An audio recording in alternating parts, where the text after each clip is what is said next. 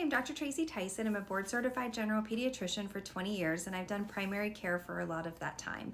One of the questions I get asked the most online is how to talk to your provider if you have vaccine hesitancy. And I think people feel more comfortable asking in this manner because they can ask from behind a keyboard.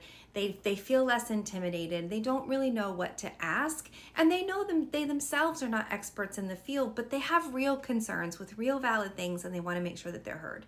So here's my advice to you on the best way to prepare for a vaccine counseling appointment with your provider if you are concerned or you just have questions in general. If you have a lot of questions and you are very vaccine hesitant, please set up a vaccine-only counseling session. There's only sometimes 20 to 30 minutes for a child's physical, and there's so many other things to go over. And while this is extremely important, we don't ever want to skate over the issues that you have, and we don't want to ever not address other issues that the child may have because we're just talking about vaccination. So if it's possible, ask your provider's office if they allow vaccine-only counseling sessions. Bring all parties who are going to be making the decision with you.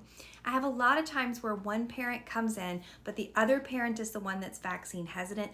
I go over all this information. The parent in front of me is like, I feel so much better, but I don't have the person who's vaccine hesitant with me. And when I go home, I don't know how to say all the things that you just did. And then we really didn't get anywhere. So if possible, make a vaccine-only counseling appointment. All parties who need to make decisions regarding vaccination should be there. If one person needs to be on FaceTime, that's fine. Next thing is, write down your questions ahead of time. It is sometimes hard to talk to people. We all feel a little bit uncomfortable, especially when we know ourselves we are not experts in a field, but we have real valid concerns. And they make sense to us when we're reading it, when we're talking to our friends and family, but when we actually go to talk to our provider, we might get a little tripped up. So write down your specific questions. We want to know what you're worried about so that we can address it. The most common thing I hear is, I don't have any questions.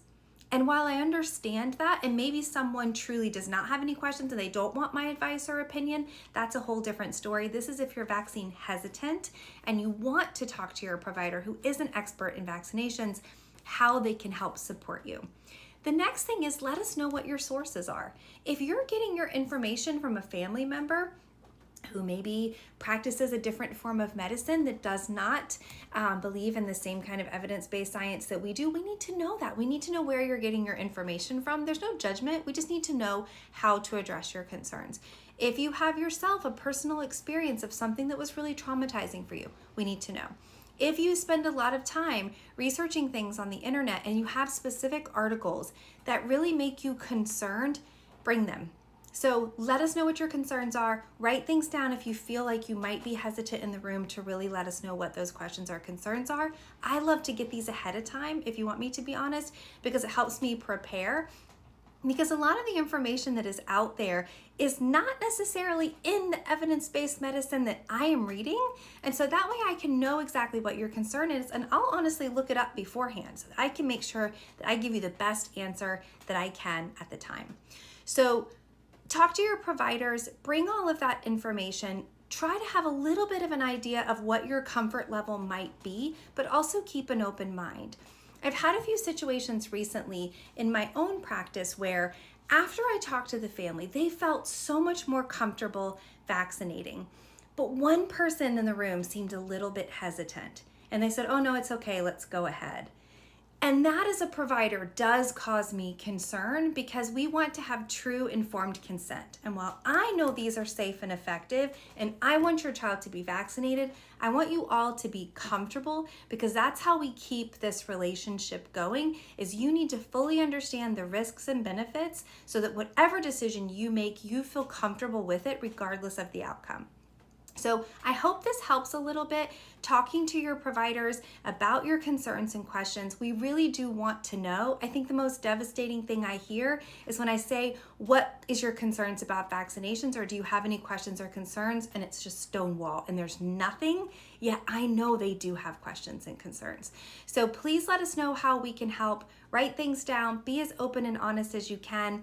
Try to make it not when the child is due for the vaccination so that you have time to make that decision, and find a provider that's willing to work with you so that you can get your child vaccinated in the most safe way that you feel for your child. I hope this helps a little bit. If you have any questions, or if you're a provider yourself and there's a way that you feel is another thing to add to this conversation, please do. Your primary care providers are here for you. We want to help you. We want you to feel comfortable. We want your children to be safe and protected. We know that vaccinations are safe and effective, and the best thing that you can do for the health of your child, short of loving them and feeding them and taking care of them, but we want you to understand that as well. So we are here to give you our expertise, our knowledge, a little bit of our trauma, so that you can make the best decision for your family. Take care.